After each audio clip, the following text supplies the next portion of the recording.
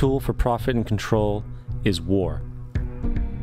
Since the inception of the Federal Reserve in 1913, a number of large and small wars have commenced. The three most pronounced were World War I, World War II, and Vietnam. World War I. In 1914, European wars broke out centered around England and Germany. The American public wanted nothing to do with the war. In turn, President Woodrow Wilson publicly declared neutrality. However, under the surface, the U.S. administration was looking for any excuse it could find to enter it. In a noted observation by Secretary of State William Jennings, the large banking interests were deeply interested in the World War because of the wide opportunities for large profits.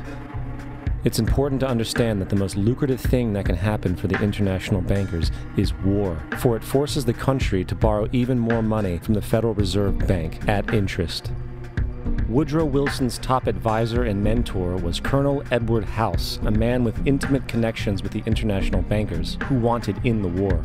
In a documented conversation between Colonel House, Wilson's advisor, and Sir Edward Grey, the Foreign Secretary of England, regarding how to get America into the war, Grey inquired, "What will Americans do if Germans sink an ocean liner with American passengers on board?" House responded, "I believe that a flame of indignation would sweep the United States, and that by itself would be sufficient to carry us into war." So, on May 7, 1915, on essentially the suggestion of Sir Edward Grey, a ship called the Lusitania was deliberately sent into German-controlled waters where German military vessels were known to be. And, as expected, German U-boats torpedoed the ship, exploding stored ammunition, killing 1,200 people.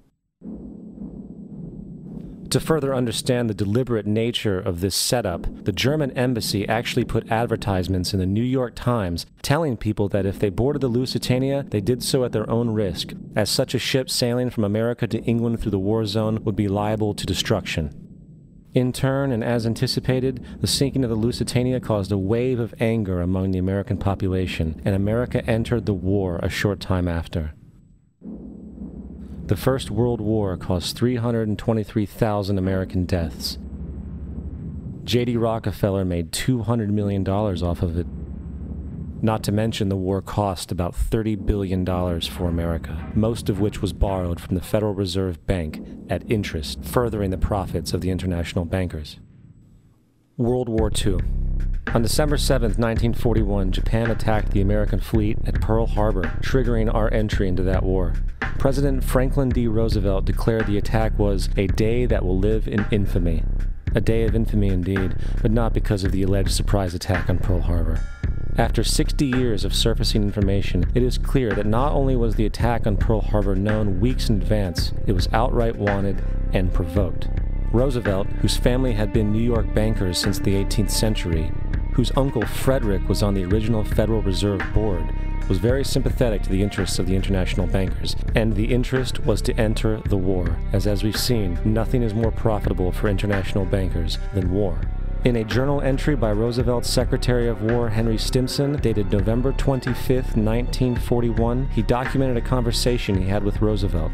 The question was, how should we maneuver them into firing the first shot? It was desirable to make sure the Japanese be the ones to do this, so that there should remain no doubt as to who were the aggressors. In the months leading up to the attack on Pearl Harbor, Roosevelt had done almost everything in his power to anger the Japanese, showing a posture of aggression. He halted all of Japan's imports of American petroleum. He froze all the Japanese assets in the United States. He made public loans to nationalist China and supplied military aid to the British, both enemies of Japan in the war, which, by the way, is completely in violation of international war rules. And on December 4th, 3 days before the attack, Australian intelligence told Roosevelt about a Japanese task force moving towards Pearl Harbor. Roosevelt ignored it. So, as hoped and allowed, on December 7, 1941, Japan attacked Pearl Harbor, killing 2,400 soldiers. Before Pearl Harbor, 83% of the American public wanted nothing to do with the war. After Pearl Harbor, 1 million men volunteered for the war. It is important to note, Nazi Germany's war effort was largely supported by two organizations, one of which was called IG Farben. IG Farben produced 84% of Germany's explosives, and even the Zyklon B used in the concentration camps to kill millions. One of the unspoken partners of IG Farben was J.D. Rockefeller's Standard Oil Company in America. In fact, the German Air Force could not operate without a special additive patented by Rockefeller's Standard Oil.